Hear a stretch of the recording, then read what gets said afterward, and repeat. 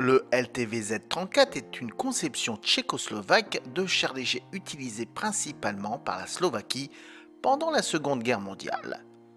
La suspension était basée sur celle du Cardon Lloyd de 1930, dont 3 ont été achetés par les Tchèques, avec sa licence de fabrication. Insatisfait des prototypes de leur tanquette modèle 33, l'armée tchèque a décidé qu'il serait plus facile de concevoir un char léger à partir de zéro plutôt que de modèles modifiés d'une tanquette munie d'une tourelle. 50 chars ont été construits, dont le dernier a été livré en 1936. Les Allemands en ont capturé 22, y compris les prototypes, quand ils ont occupé Bohême-Moravie en mars 1939, mais ils les ont mis rapidement au rebut. Les Slovaques, quant à eux, en ont saisi 27, quand ils ont déclaré leur indépendance à la Tchécoslovaquie en même temps. En service slovaque, il n'a vu le combat que pendant le soulèvement national slovaque.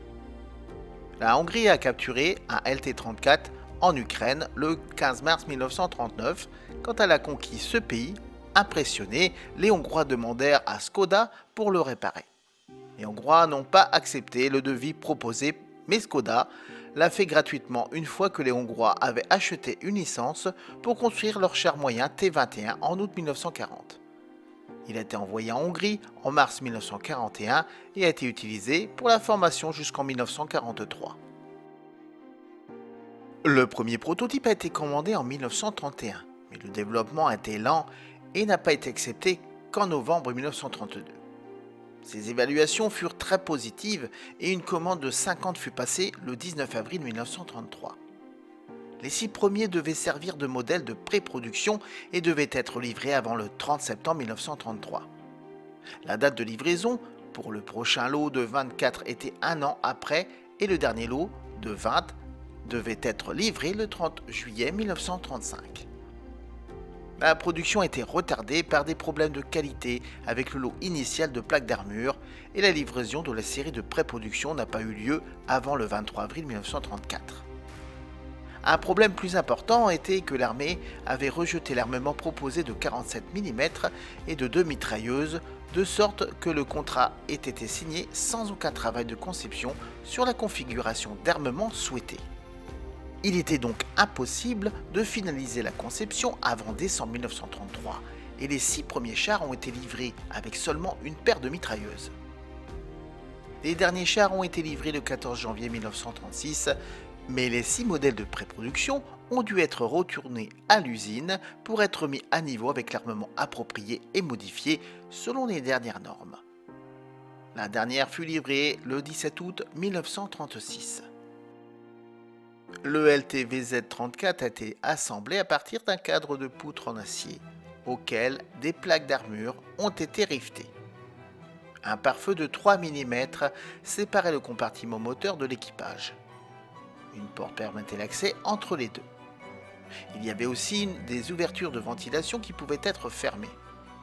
Le conducteur était assis sur le côté droit muni d'un hublot d'observation de 300 mm sur 75, protégé par 2 volets.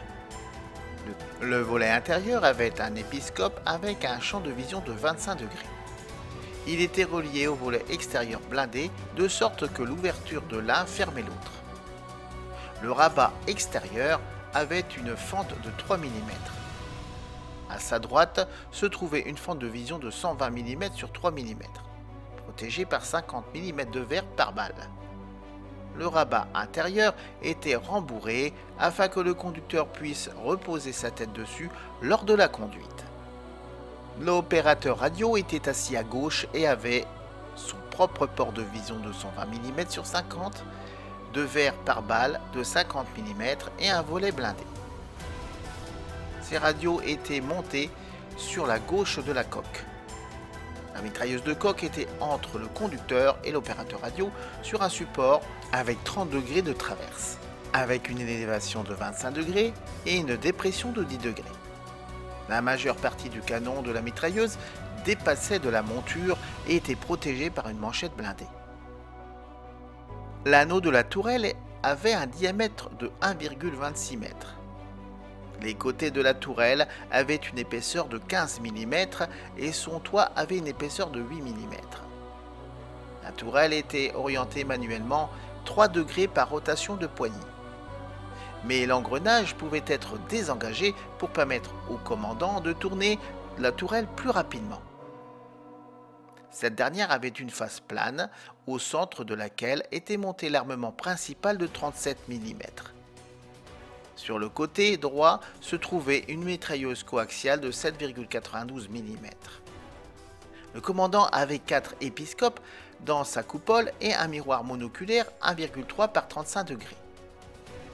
Ce dernier était responsable du chargement, de la visée, du tir du canon principal et de la mitrailleuse de la tourelle, tout en commandant simultanément le char.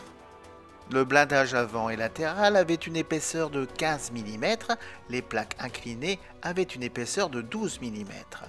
La trappe du moteur avait une épaisseur de 10 mm et les plaques supérieures et inférieures avaient une épaisseur de 8 mm. Cela a été jugé suffisant contre les balles de 7,92 mm tirées à des distances supérieures à 75 mètres. Le moteur de 6 litres 0,8 refroidi par eau de 62,5 chevaux ou 46,6 kW est à 4 cylindres en ligne, utilisait un mélange de carburant essence-alcool. Il avait une vitesse de pointe sur la route de 30 km/h et environ 15 km/h sur le terrain vague. Un réservoir de carburant de 64,5 litres se trouvait de chaque côté du moteur. La transmission avait 4 vitesses avant et une marche arrière. La suspension avait une version agrandie et modifiée de celle utilisée sur les tankettes Cardon Lloyd. Il se composait de 2 petits trous de route fixés ensemble sur une poutre de métal. 2 poutres jumelées avec des amortisseurs de suspension à lame. La chenille était guidée par 2 rouleaux de retour. La roue arrière a été utilisée pour régler la tension. Il avait une pression au sol de seulement 0,5 kg par cm². Il pouvait traverser un fossé de 2 mètres de large, escalader un obstacle de 80 cm de haut et passer un ruisseau de 80 cm de profondeur. Il pouvait déraciner des arbres de 18 cm de diamètre et faire effondrer un mur de 50 cm d'épaisseur. L'armement principal était un canon qui tirait des obus perforants de 815 kg à 690 mètres par seconde. Il pénétrait une plaque inclinée de 30 degrés à la verticale de 37 mm d'épaisseur à 100 mètres, 31 mm d'épaisseur à 500 mètres, 26 mm d'épaisseur à 1000 mètres. Le canon avait une élévation de plus 25 degrés et une dépression de moins 10 degrés. Ils ont tous deux utilisé des viseurs de grossissement par 1,25 avec un champ de vision de 25 degrés.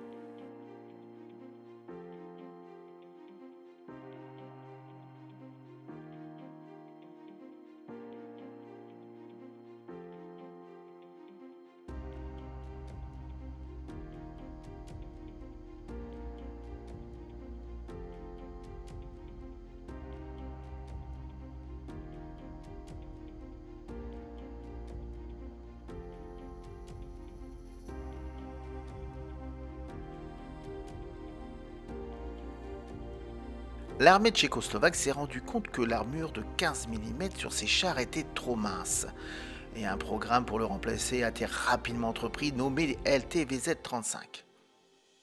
En attendant, ils ont offert à l'armée une occasion de s'entraîner avec des chars plus modernes plutôt que de quelques survivants de la Première Guerre mondiale comme le Renault FT. Chacun des 3 régiments blindés a reçu entre 9 et 24 chars jusqu'à ce qu'ils soient remplacés par le LTVZ-35 à partir de 1937. Après l'accord de Munich en octobre 1938, l'armée a essayé de les vendre, mais n'a pu trouver aucun repreneur. En novembre 1938, il décida de les concentrer dans des régiments blindés en Slovaquie. mais malheureusement 18 avaient été transférés avant que l'occupation allemande de la Tchécoslovaquie et la déclaration d'indépendance de la Slovaquie en mars 1939.